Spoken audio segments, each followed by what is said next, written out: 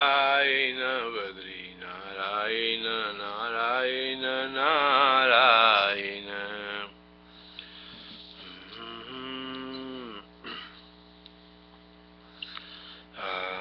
140 सर्ग। प्याद निकाय महामुनि। ज्ञान युग सिद्ध आपकी सदृश पुरुष भी पूर्व वर्णित नाना प्रकार के पड़े जल प्लवन आदि विविध भ्रांत्यावस्था को कैसे प्राप्त हुए। अतीत और अनागत सकल वस्तुओं के दर्शन में उपाय बुद्धिहान रूप योगांग की प्रयोग से आपको सकल भ्रांतियां निवृत्त क्यों नहीं हुई। हे मुनि, मुनि ने कहा, हे व्याध, आकाश में भ्रांति ज्ञान रूप से ये सकल जगत कल्पांत में भ्रांति लड़ा नाना प्रकार के विनाशों से विनष्ट होते हैं। मुनि ने कहा, हे व्याध, आकाश में भ्रांति ज्ञान रूपे सकल जगत। मैंने कहा, हे व्याध, आकाश में भ्रांति ज्ञान रूप सकल जगत कल्पांत में भ्रांति रूप नाना प्रकार के विनाशों से विनष्ट होते हैं। कभी कल्पांत में क्रमशः नाश होते हैं, कभी सातों समुद्र की सहसा एकाकारता रूप विकृति हो जाने से अकस्मात विनाश होता है। अर्थात क्रमिक प्रलय में योग द्वारा भूत और भावी पदार्थों के पर्यालोचन का अवसर रहता है, किंतु आकस्मिक प्रलय में तो मुझे इसका मौका ही नहीं मिला। यूं उत्तर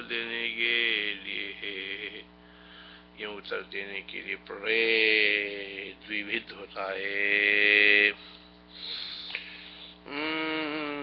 क्रमिक प्रलय में योग द्वारा भूत और भावी पदार्थों का पर्यालोचन का अवसर रहता है, किंतु आकस्मिक प्रलय में तो मुझे इसका मौका ही नहीं मिला। यूं उत्तर देने के लिए प्रलय द्विविध होता है।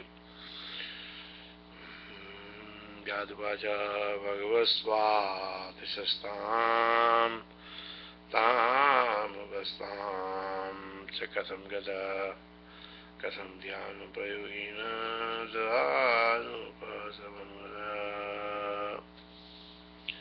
कल्पांतेषु विनश्यन्ति नाशे नाना विधात्मभिः जयन्ति भ्रांति रूपाणि नभस्याभास रूपिभिः।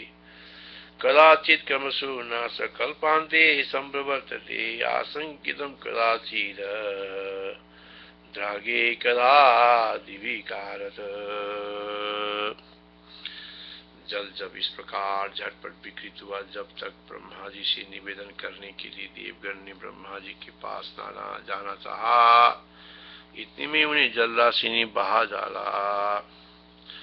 जल जब इस प्रकार झटपट विकृत हुआ, जब तक ब्रह्मा जी से निवेदन करने के लिए देवगणों ने ब्रह्मा जी के पास जाना चाहा, इतने में ही उन्हें जल राशि ने बहा डाला।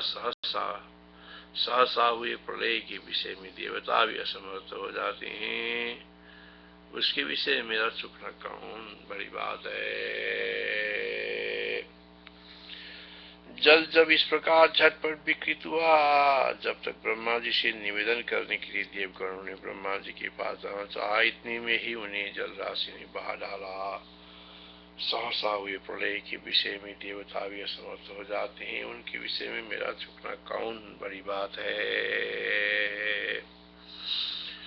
तदा द्रागी तेव यदा विकृतं वारित तथा तेन यावत्सरन्त्याद्यं तावन्नीता जलेश्वरा। हे दयानिधे, हे बनाधिपति व्याध, हे बनाधिपति व्याध, एक काल सर्व विनाशक है, किसी को भी नहीं छोड़ता। जिस समय में जो अवश्यम भावी होता है, उस समय में वो होकर ही रहता है, चाहे करोड़ों उपाय क्यों न किया जाए, अर्थात काल की प्रबलतावश उस समय मेरी ध्यान धारणा फुरित नहीं हुई। अन्यच्च विनाधीश काल सर्वकशो हेयं यत्र काले तदस्तस्मै तोऽवश्यं तो भस्यम भावित तथा। विनाश का समय आने पर महान लोगों के भी बल, बुद्धि और तेज सर्वत्र सर्वदा विपरीत हो जाते हैं। बलम बुद्धि तेजस छे काल उपस्थित विपर्यस्य सर्वत्र सर्वदा हे बनादिस, मैंने आपसे स्वप्न में देखा, वृत्तांत कहा है। स्वप्न में क्या संभव नहीं है? क्या ये बात सब लोगों को विदित नहीं है? अर्थात स्वप्न में अन्य के चित्त का अनुगमन करते मैंने ये सब देखा था। स्वप्न में महात्माओं का भी विवेक कुंठित हो जाता है, ये सर्व विदित है। हे बनाधीश, मैंने आपसे ये स्वप्न में देखा, वृत्तांत कहा है। स्वप्न में क्या संभव नहीं है? क्या ये बात सब लोगों को विदित नहीं है? अर्थात स्वप्न में अन्य के चित्त का अनुगमन करते मैंने ये सब देखा था। स्वप्न में महात्माओं का भी विवेक कुंठित हो जाता है, ये सर्व विदित है। अन्यच्च विपिनाधि समय तत्तव वर्णितम् स्वप्नदिष्टं किल स्वप्ने किं न संभवति किम।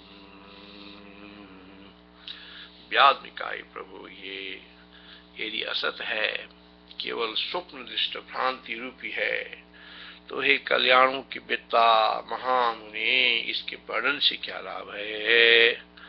कल्याणों के विशेषज्ञ में निरर्थक वाक्य बद्धता का संभव नहीं है। ये सूचित करने के लिए कल्याण को भी संबोधन दिया है।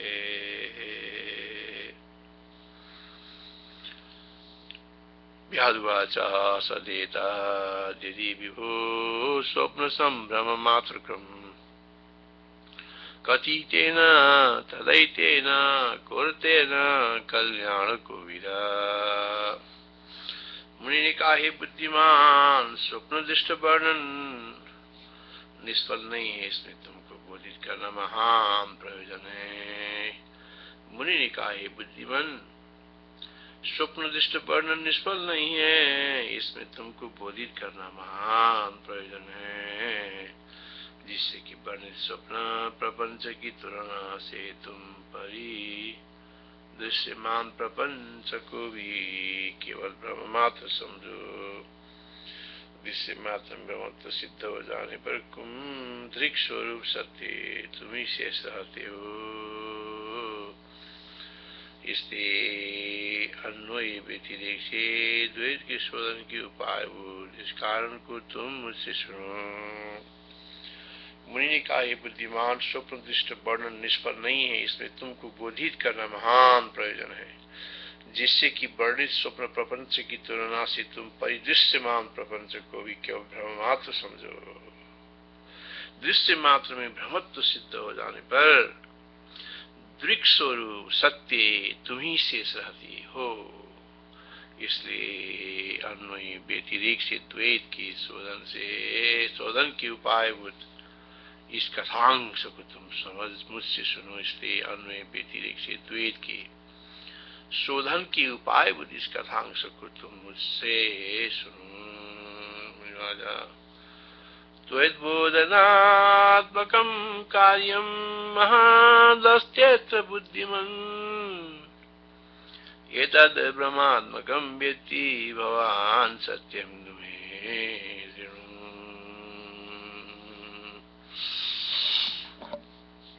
इसके बाद पागल जैसे उस एकमात्र सागर के वेग में उक्त प्राणी की ओज में बैठी हुई भ्रम परंपराओं से परिपूर्ण मैंने स्वप्न में भ्रांति देखी। इस प्रकार पागल जैसे उस एकमात्र सागर के वेग में उक्त प्राणी के ओज में बैठी हुई भ्रम परंपराओं से परिपूर्ण मैंने स्वप्न में भ्रांति देखी। अनंतरमहं तस्मिन् मत्तै कारणवरमसि जातु रोजाचिदा स्वप्ने भ्रांतं भ्रांतो विलोकयम्। अब वो सारा का सारा प्रलय जल कुपित वज्र से भयभीत हुए पर वाले महापर्वतों के समूह की तरह कहीं जाने के लिए तैयार हुआ। जब वो सारा का सारा प्रलय जल कुपित वज्र से भयभीत हुए, वो सारा का सारा प्रलय जल कुपित वज्र से भयभीत हुए पर्व वाले पर्वतों के समूह की तरह कहीं जाने के लिए तैयार हुआ। तब प्रलय जल राशि में उतरा रहे मुझे भाग्यवश पर्वत शिखर की छोर की तरह एक तट मिला। मैं उसके सहारे ठहर गया। जब वो सारा का सारा प्रलय जल कुपित वज्र से भयभीत हुए पर्व वाले महापर्वतों की समूह की तरह कहीं जाने के लिए तैयार हुआ था, प्रलय जल राशि में उतरा रहे मुझे भाग्यवश पर्वत शिखर के छोर की तरह एक तट मिला। मैं उसके सहारे ठहर गया। यावत् सकलम बारी क्वापी निर्गंधुमुन्निदम विक्षुब्ध वज्र वित्रस्त सबक्षान्द्र इंद्र बिंदवत् लब्धवानुयमानुहं कंचिदैव वसातरम् अवसं तमवस्तम्य शिखर प्रांत सन्निभम्। अंतरिक्ष में वो सारा प्रलय जल राशि जिसने लहरों की चोटियों की छितराए हुए जल करणों के सदृश नक्षत्र आदि देवताओं से आकाश को तारक की तथा तारों से पटा दिया। अनंतरिक्ष में वो सारी प्रलय जल राशि जिसने लहरों की चोटियों की छितराए हुए जल कणों के सदृश नक्षत्र आदि देवताओं से आकाश को तारक की तारों से पटा हुआ बना डाला था, जो प्रवाह बस पाताल में पहुंचे कुछ तारों से मणिमय गर्भ विलासी गर्भ वाली सी लगती थी। भंवर में पड़कर अधोमुख हुए पर्वतीय पुराने तृणों से प्रचुरता को प्राप्त हुई थी। सुवर्ण द्वीप के तुल्य विशाल देवनगर और मंदिरों से व्याप्त थी। तस्तद उतरा रही देवांगना रूपी छिपी हुई कमल राशि से माला युक्त थी, जिसके बीच में प्रलयकालीन मेघ के समान काला शिवार का अंबार इधर से उधर चक्कर लगा रहा था, जो बिजली रूपी गुरु चना सदृश पराग वाले प्रलयकालीन मेघ रूपी लीला कमलों से भरी पूरी थी, जिसके चारों ओर जलकणों की झड़ी लगा रहे कोहरे मेघ और पहाड़ों ने तट बना डाला था, जिसमें आकाश का स्पर्श करने वाली चंचल ऊंची ऊंची लहरों में कल्प वृक्षों की बहने की संध्या होता था। वे कहीं चली गई।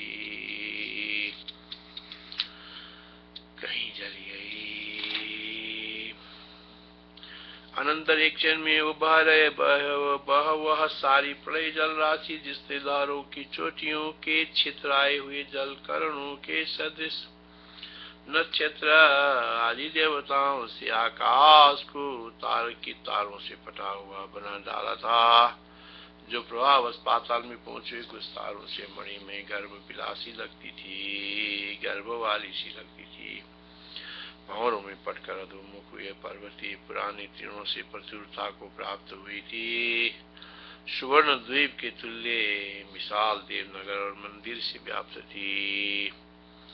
इतस्तत उतरा रही देवांगना रूप छिपी हुई कमल राशि से माला युक्त थी, जिसके बीच प्रलयकालीन मेघ के समान काला सेवार का अंबार इधर से उधर चक्कर लगा रहा था, जो बिजली रूपी गोरचना सदृश पराग वाले प्रलयकालीन मेघ रूपी नीलकमलों से भरी पूरी थी, जिसके चारों ओर जलकणों की झड़ी लगा रहे कोहरे मेघ और पहाड़ों ने तट बना डाला था, जिसमें आकाश का स्पर्श करने वाले चंचल ऊंची ऊंची लहरों में कल्प वृक्षों की बहने का संदेह होता था।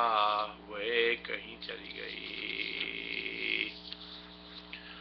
अलाक्षण शरीरम तदशेषेण निर्ययो विच्याग्रास्फुटिताकारैर्दैवैस्तारकिताम्बरम् तारा गणैस्पातालगतैर्मणिमयोदरम् आवर्तेषु परावृत्ते फालमद्रिजरतृणे हेमद्वीपोपमैर्व्याप्तम् गिर्वाणपुरमन्दिरैः प्रमत्सुराङ्गनालिनी जालमालिनम् मध्वय्याभानकल्पाभ्रनीलशैवालजालकम् विद्येत गुरुचलाम्बोध नीलनीरजनिर्भरम्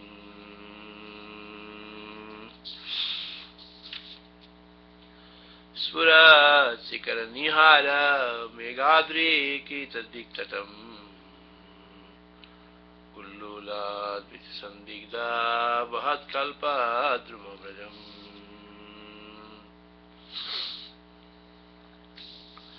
अनंतरो एकमात्र सागर का सांसा केवल सुखा गड्ढा रह गया। अंतरो एकमात्र सागर का सांसा केवल सूखा गड्ढा रह गया। उसमें कहीं पर सह्याचल गला पड़ा हुआ था, कहीं पर जीर्ण हो जाने के कारण ये मंदराचल है या अन्य कोई दूसरा पर्वत है। ये मंदराद्रि मंदराचल है या अन्य कोई दूसरा गर्व है।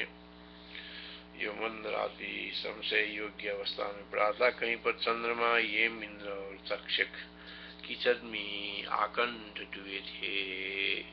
कहीं पर कल्प वृक्ष के समूहों के नीचे की शाखाएं कीचड़ में डूबी थी। कहीं पर लोकपालों के सिर और हाथ कमलों की तरह बिखरे थे। कहीं पर कमलों की तरह विश्राम ले रहे, कहीं पर कमलों की तरह विश्राम ले रहे खून की तालाबों से वो लाल था। कहीं पर आकंठ कीचड़ में डूबी विद्याधरियां करा रही थी। कहीं पर मानो स्वप्न में मरे हुए हाथी वे विशाल काय एवं भानु विषण महिषों से घिरा था। कहीं पर महाकाय करुण रूप सुमेरु पर्वत, महाकाय करुण रूप सुमेरु पर्वत अवसाद को प्राप्त होकर पड़ा था। कहीं पर उसमें भूमि पर पड़े हुए यम के दंड से अकिंचित कर मत्त की तरह जल के निरोध से असमर्थ महासेतु बना था। कहीं पर मरे हुए ब्रह्मा के वाहनभूत हंस से पंकमय भूमि मंदहासिक्त सी लगती थी। कहीं पर देवराज इंद्र के ऐरावत का आधा शरीर कीचड़ में फंसा था। कहीं पर देवराज इंद्र के ऐरावत का आधा शरीर कीचड़ में फंसा था। अथै कार्णवखातो साभवच्छुष्का कोटरा क्वचित् गलितशय्याद्रि क्वचित् संशिखमण्डल क्वचित् पङ्कनिमग्नेन्दु हेमवासवतक्षिका क्वचित् पङ्कनिमग्नाध शाककल्पद्रुमङ्गला क्वचित् कमलवत्किरण लोकपालशिरकर क्वचित् पंकज विश्रांत रुधिरारितपाटल क्वचिदाकण्ड निर्मग्न कोणाद् विद्याधरिगण क्वचित् स्वप्नमृते भयाभ्यो ग्रहमहिषाविदा क्वचित् सन्नमहाकाये गरुडामलपर्वतः क्वचिन्मत्तमहासेतुर्यमदन्नेन भुजा क्वचित् प्रमृतभैर्यञ्च हंससा स्मितपङ्कः क्वचित् पङ्कविनिर्मग्न दिया धर्म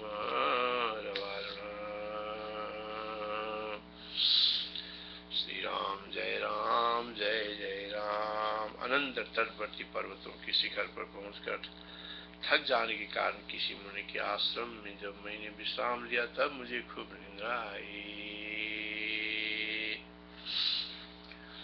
एतस्मिन्नन्तरे तात्र सानुं प्राप्याश्रमे समातः विश्रान्तोऽस्मि यदा तेन विषम निद्रा जगाम। श्री राम जय राम जय जय राम। श्री राम जय राम